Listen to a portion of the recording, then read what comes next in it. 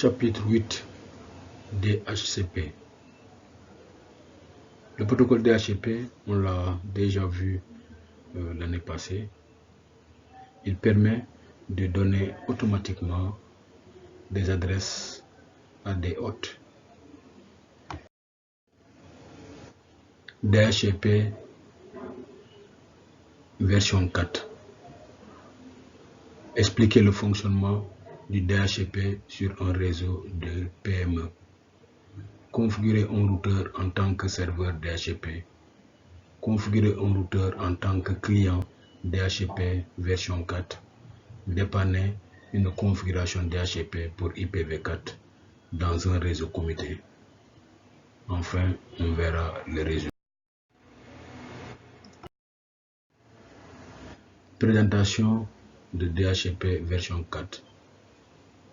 DHCP version 4 attribue les adresses IPv4 et d'autres informations de configuration réseau de façon dynamique. Et un outil utile pour les administrateurs réseau qui leur permettent de gagner du temps. Attribue dynamiquement ou loue une adresse IPv4 depuis un pool d'adresses. Un réseau Cisco peut être configuré pour fournir des services DHCP version 4.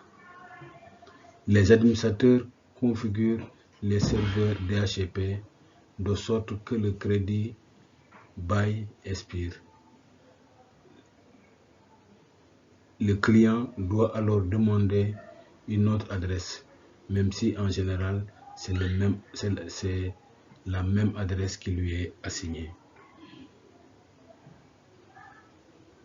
Serveur DHCP et serveur et client DHCP. Le client. J'ai besoin de service d'un serveur DHCP pour l'adressage IP et obtenir d'autres informations. Je peux vous fournir une adresse IP et d'autres informations. Donc voilà comment se fait le dialogue. Fonctionnement du DHCP version 4.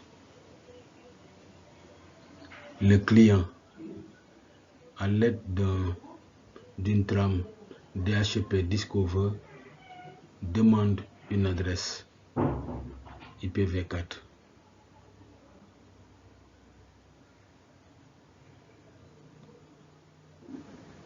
Et le serveur se présente et à l'aide de message monodiffusion DHCP au feu propose une adresse. Le client, par diffusion à l'aide de message DHCP request, accepte l'adresse proposée.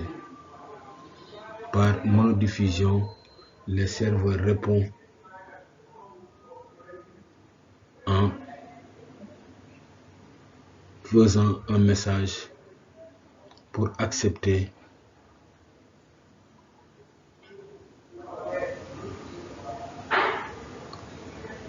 pour valider plutôt l'adresse qu'il a proposée au client.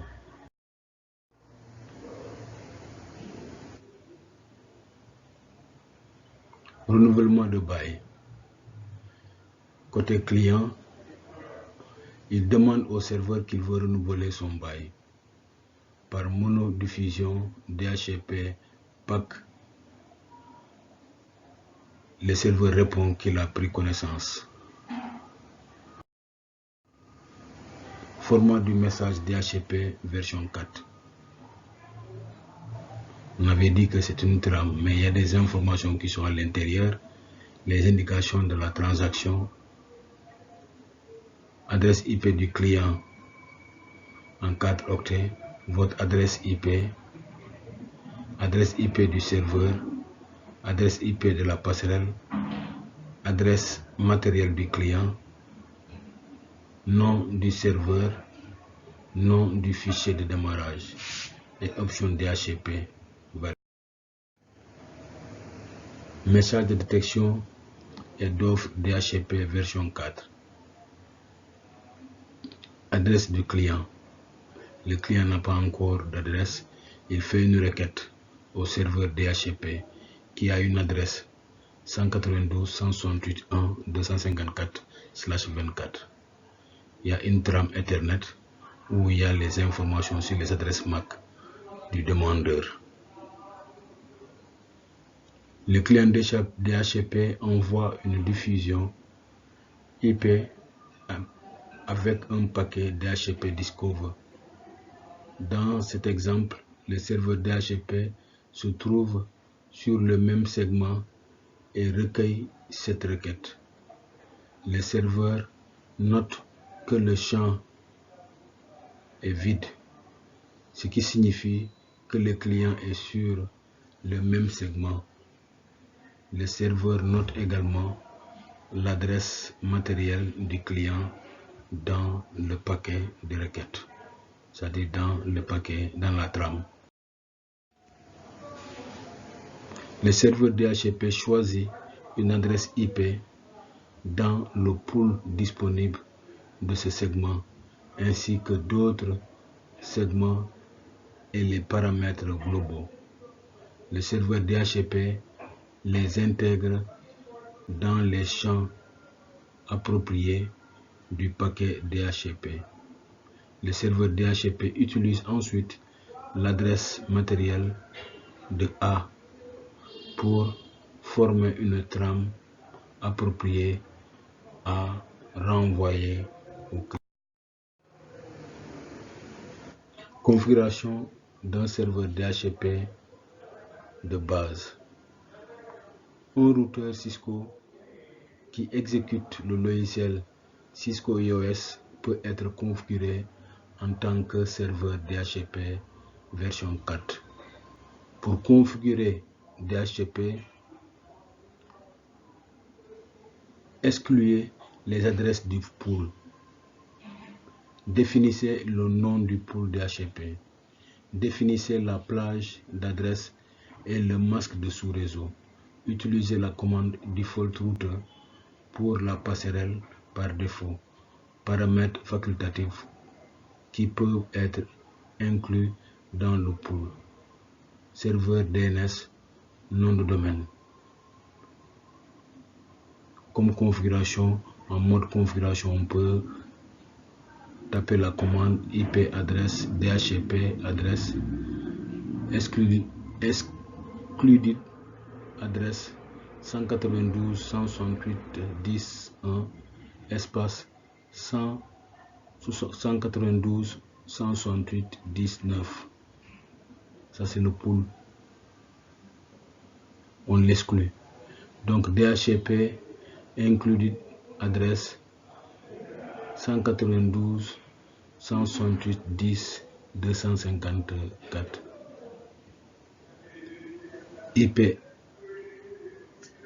espace DHCP pool LAN pool 1 network 192.168.10.0 espace 255.255.255.0 default router 192.168.10.1 DNS serveur 192.168.11.5 domain name exemple.com end. Donc quand on fait la configuration, on donne toutes les informations des paramètres qu'on aimerait qu'ils soient donnés de façon automatique. Pour désactiver DHCP, utilisez la commande non service DHCP. Les commandes qui permettent de vérifier DHCP: show running config, show IP DHCP binding, show IP DHCP serveur statistique. Sur le PC, utilisez la commande ipconfig/all. Le relais DHCP.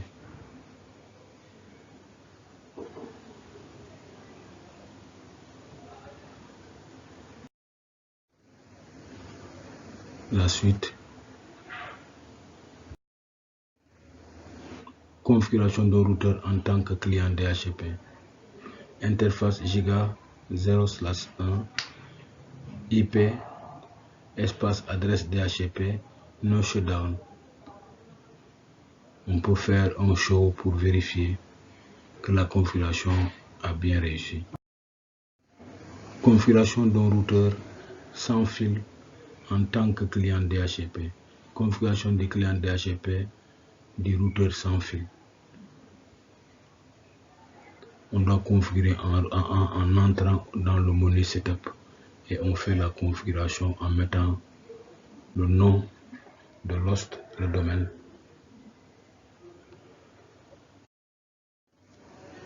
Les tâches de dépannage. Tâche 1 de dépannage, résoudre les conflits d'adresse. Tâche 2 de dépannage, vérifier la connectivité physique. Tâche 3 de dépannage, tester avec une adresse IPv4 statique. Tâche 4 du dépannage, vérifier la configuration du port de commutateur. Tâche 5 du dépannage, vérifier à partir du même sous-réseau ou VLAN. Vérification de la configuration DHCP du routeur en tapant la commande show running config.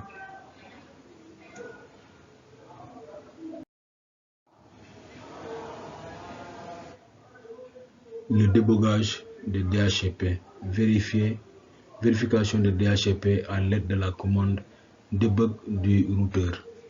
Access list sans permit.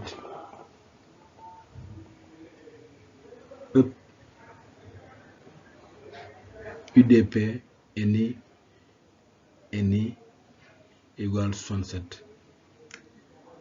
Access list sans permit UDP any égale 68 and debug up packet 100. Résumé. Expliquer le fonctionnement DHCP sur un réseau de PME. Configurer un routeur en tant que serveur DHCP IPv4. Configurer un routeur en tant que client DHCP IPv4. Dépanner une configuration DHCP pour IPv4 dans un réseau.